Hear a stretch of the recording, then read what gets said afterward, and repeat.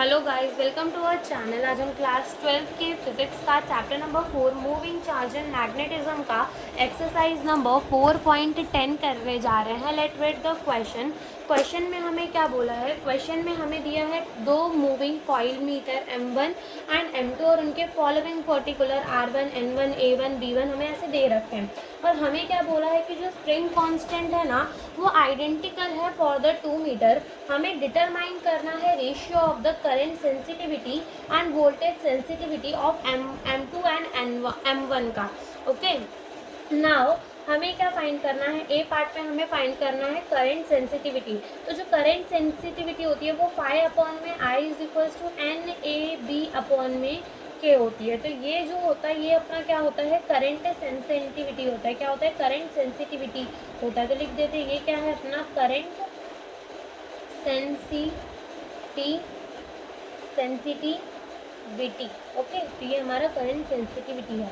अब हमें क्या फाइंड करना है, करंट सेंसिटिविटी को अपन क्या लिख लेते हैं, CS लिख लेते हैं। ओके, तो CS ऑफ हमें M2 अपॉन में CS ऑफ हमें M1 फाइंड करना है। ठीक है, तो M2 का देखो फॉर्मूला हो जाएगा N2A2B2 अपॉन में K divide by N1 A1 B1 divide by K। तो स्प्रिंग कांस्टेंट सेम है तो कट जाएगा। यहाँ से अपना आ जाएगा N2A2B2 divide by N1 A1 B1। तो अब यहाँ पे पुट कर दो। N1 हमारा N2 कितना है, N2 हमें गिवन है 42 इंटू A2 हमें गिवन है 1.8 इंटू 10 की पावर -3 इंटू B2 हमें कितना गिवन है 0.50 डिवाइड बाय N1 हमें कितना गिवन है 30 इंटू A1 हमें कितना गिवन है 3.6 इंटू 10 की पावर -3 इंटू B1 हमें कितना गिवन है 0.25। अब यहाँ से इससे ये कट जाएगा, यहाँ आ जाओ, यहाँ पॉइंट से पॉइंट कटेगा तो 2 9 जा 18 होता है, 2 1 जा 2 1 यहाँ कैरी 2 8 जा 16 हो जाएगा, 9 1 जा 9 हो जाएगा और 9 2 जा 18 हो जाएगा। अब यहाँ आते चलो तो पॉइंट से पॉइंट हट जाएगा तो 5 5 जा 25 हो जाएगा और 5 10 जा 15। तो 5 1 जा 5 एंड 5 2 जा 10 हो जाएगा। तो 2 से 2 भी कैंसिल हो जाएगा। ओके, अब यहाँ देखो तो यहाँ पे 2 1 जा 2 1 यहाँ कैरी तो 2 5 जा 10 हो जाएगा और 2 2 जा 4 हो जाएगा एंड 2 1 जा 2। तो 3 5 जा 15 हो जाएगा। ठीक है, और यहाँ से 3 7 जा 21 कितना हो जाएगा, 3 7 जा 21।